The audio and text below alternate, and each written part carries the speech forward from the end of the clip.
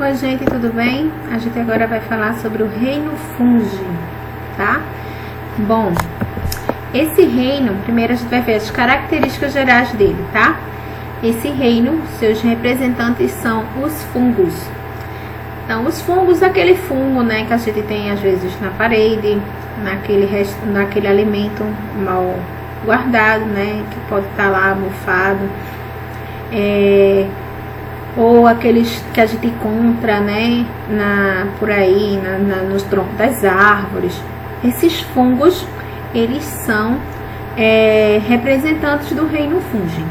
Então, os fungos, eles são organismos heterotróficos.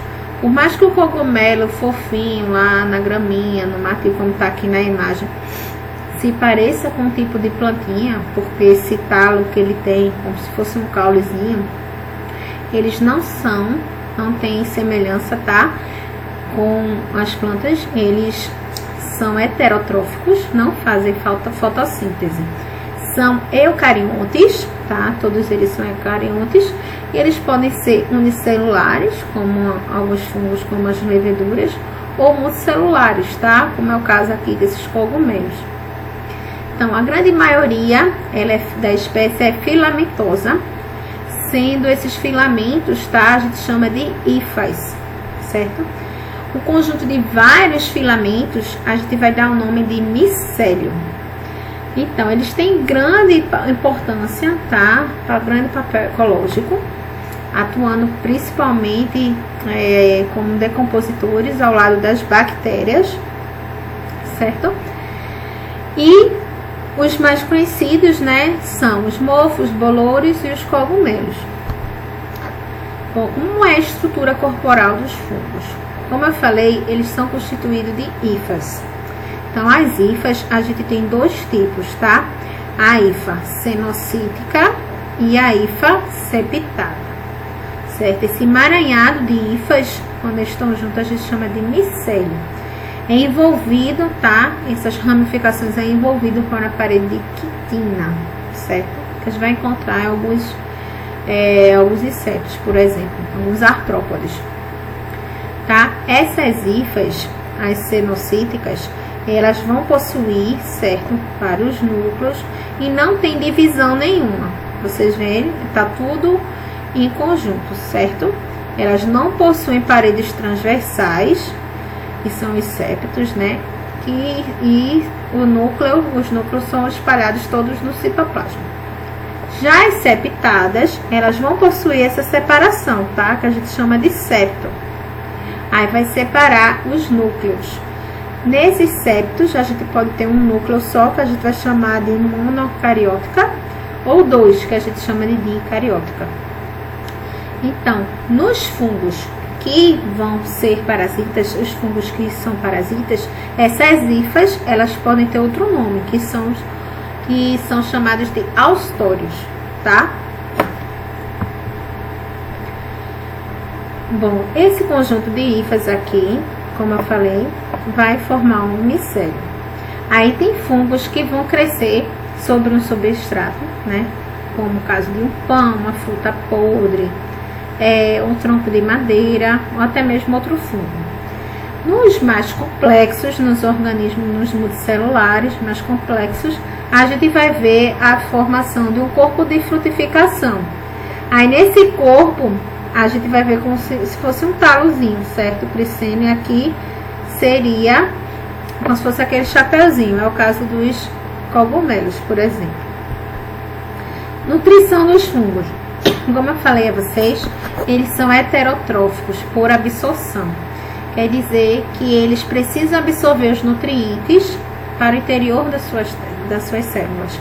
Para isso, eles liberam enzimas, e essas enzimas, elas vão fazer a digestão dessas substâncias no ambiente, tá? Então, esses fungos, existem também fungos que são parasitas, né, que vão se nutrir dentro do seu hospedeiro. Existem fungos que fazem simbiose, né, uma relação mutualística, como o caso dos linfos, por exemplo, e fungos saprófitos, que se alimentam de matéria orgânica de seres mortos, né, ajudando na decomposição. Alguns fungos, para produzir energia, eles vão necessitar de um processo chamado de fermentação, né? Os fungos anaeróbicos. Então, esse fungo é o caso, por exemplo, das leveduras, tá? Elas apresentam esse processo de fermentação. Então, para ela obter a energia dela, acaba produzindo uma substância, tá? Como álcool, por exemplo. Daí é utilizado na indústria alimentícia, né? Na indústria de bebidas, tá? É muito utilizado economicamente. Importância dos fungos. Como a gente viu, tem fungos que fazem fermentação e são utilizados na indústria alimentícia, na produção de alimentos como pães, roscas, bolos, etc., bebida, que é o caso da levedura Saccharomyces cerevisiae, por exemplo, bastante usado. Tem fungos como os dos gênero agáricos, né, e lentinos, que é conhecido mais por vocês como champignons shiitake. Esses fungos, eles são comestíveis, é utilizado bastante na culinária. Tem outros que são utilizados na fabricação de queijos, como o penicillium roquefort, no queijo roquefort, e o penicillium camembert, né, no camembert. Fungos também são utilizados na indústria farmacêutica. O nosso primeiro antibiótico, por exemplo, ele foi descoberto por Alexander Fleming em 1929. Ele é da família da penicilina, tá? É um antibiótico conhecido como penicilina. Então, é um fungo.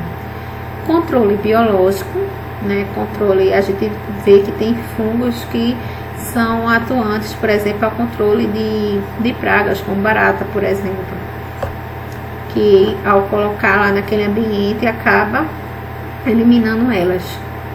Fungo e fungos saprófagos, que vão se nutrir de matéria orgânica junto com as bactérias, atuando, né, na cadeia alimentar aí como decompositores. Então ele tem grande importância, tá? Econômica e ambiental.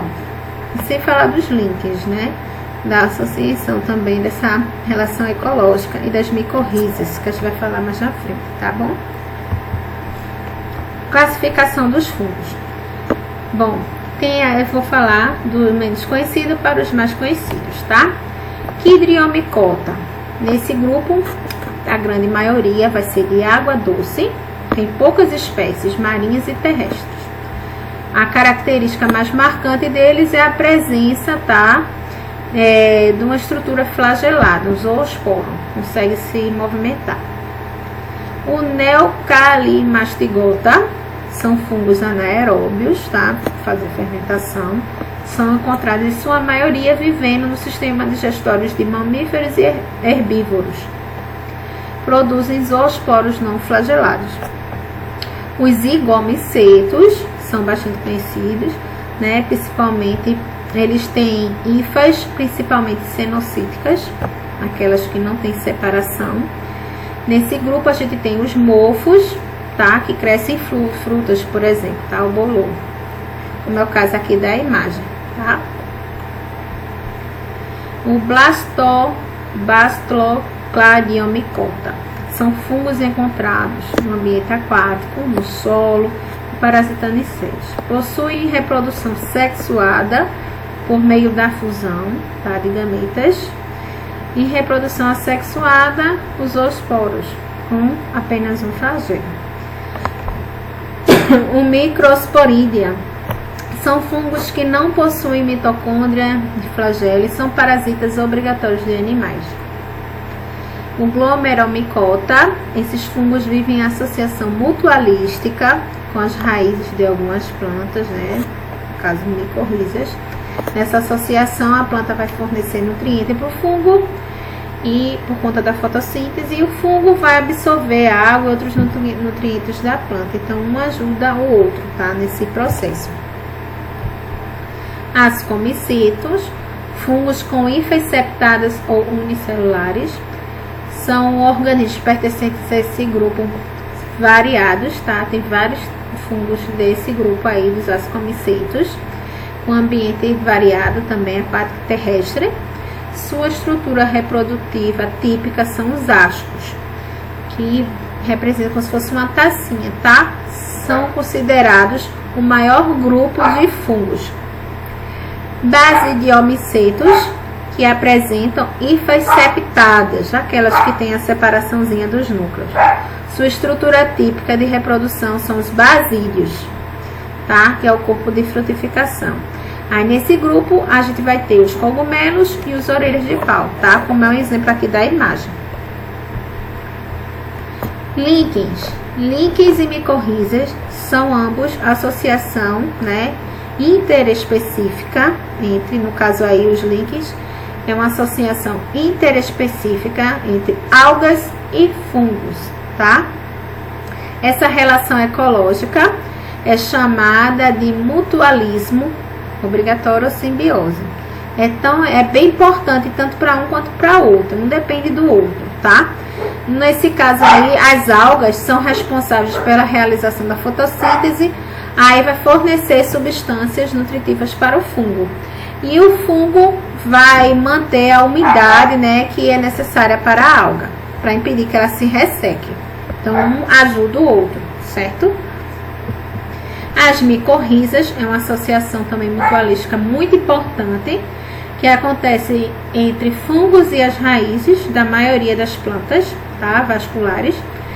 Então, essa associação vai permitir que os fungos aumentem a capacidade dele de absorção de nutrientes aumenta a capacidade de absorção de nutrientes da planta, tá? Retirando, é importante também, por exemplo, no ciclo do nitrogênio, certo? Para absorver aí nitrogênio necessário para os nutrientes necessários para a planta. E a planta, em troca, ela vai dar, certo? Oferecer açúcares, aminoácidos para os fungos. Reprodução dos fungos. Eles podem se reproduzir de maneira assexuada e sexuada. A maneira assexuada, ela pode ocorrer por fragmentação, tá? E que vai ocorrer na fragmentação dos micélios, vai formar outras hifas, outros fungos. Pode ocorrer também por brotamento, no caso da levedura, que surge um brotinho e ela forma outro indivíduo, tá? E também por esporulação. Tem leveduras que podem se reproduzir também por fissão e esporulação. Na reprodução sexuada, a gente tem 3 fases, que é a plasmogamia, que é quando ocorre a fusão do protoplasma, como está aqui na imagem, tá? A cariogamia, em que 2 núcleos haploides vão se unir, vão formar o zigoto. E a meiose, tá? Que vai ocorrer para formar novos núcleos haploides. Aí eu vou mostrar a vocês aqui 3 ciclos de reprodução, tá? De fungos. Primeiro é o zigomiceto. Nesse fungo, a gente vê aqui, ó.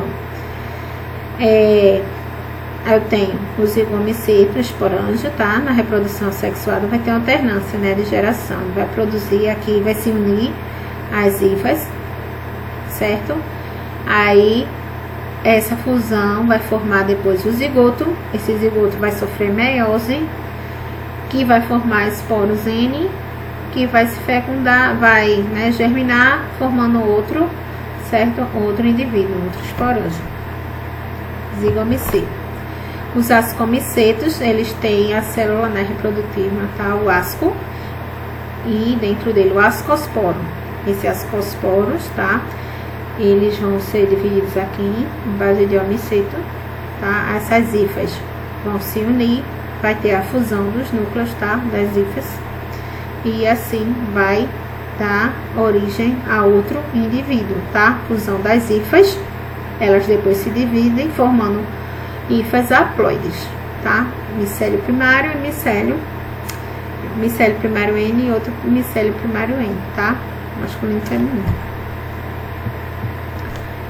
E o basidiomiceto, a gente tem aqui a fusão dos núcleos, tá? Pela fecundação. Depois tem a meiose cigótica, liberação formando os basidiosporos.